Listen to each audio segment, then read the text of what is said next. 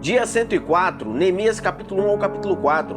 No capítulo 1 mostra a história de Neemias, que estava em Suzã. Ele era copeiro do rei, e chegou Anani e alguns de Judá, e então Neemias pergunta pelos judeus que escaparam e restaram no cativeiro, e como estava Jerusalém.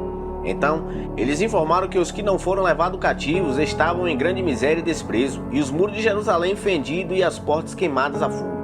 E ouvindo isto, Neemias se assenta e chora. Ele lamentou por alguns dias, orou e jejuou ao Deus de Israel. No capítulo 2, Neemias fica triste na presença do rei Artaxerxes, e o mesmo pergunta qual o motivo de tamanha tristeza. Então Neemias informa que a cidade que seus pais foram sepultados estava em ruínas. Não tinha como ele não ficar triste. O rei pergunta o que ele quer pedir. Então Neemias ora a Deus e fala ao rei que deseja ir ajudar para reconstruir Jerusalém. O rei pergunta quanto tempo ele iria demorar, e ele estabelece um prazo.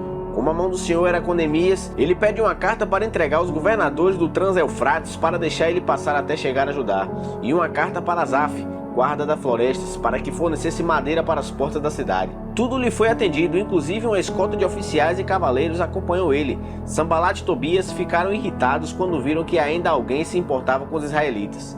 Neemias chega em Jerusalém e então foi fazer a inspeção dos muros. Ele olhou com cuidado cada detalhe e não contou a ninguém o que iria fazer lá.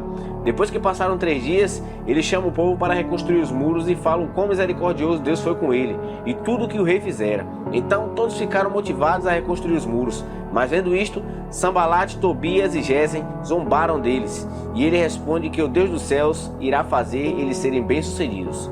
No capítulo 3, começam a fazer a obra, erguer os muros, colocar as portas, e cada uma equipe ficou responsável por uma parte do trabalho. No capítulo 4, mostra a oposição. Quando viu o empenho deles na obra, Sanbalat ficou furioso e ridicularizou os judeus. Tobias disse que basta uma raposa subir que os muros irão cair. Neemias ora a Deus e pede que ele faça justiça, pois estavam zombando deles.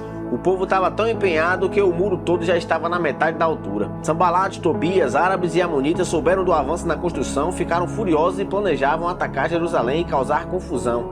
Então os judeus oram e colocam guardas vigiando a todo tempo. Os trabalhadores começam a dizer que ainda tem muito entulho e eles já estão exaustos e que não iriam conseguir. Os inimigos estão ao redor planejando atacar.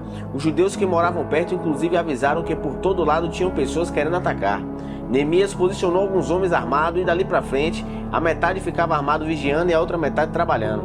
Os oficiais davam apoio aos judeus e os que transportavam material faziam o trabalho com uma das mãos e na outra seguravam a arma. Cada um dos construtores trazia na cintura uma espada, e com Neemias ficava um homem pronto para tocar a trombeta, e caso atacassem, todos se reuniriam. O trabalho era tão intenso que trabalhavam de dia e vigiavam de noite. Neemias, os homens de confiança e os guardas que estavam com ele nem tiravam a roupa, e cada um permanecia de arma na mão. Se você gostou desse capítulo, curta, comente e compartilhe com todos os seus amigos e familiares. Que Deus te abençoe e até a próxima.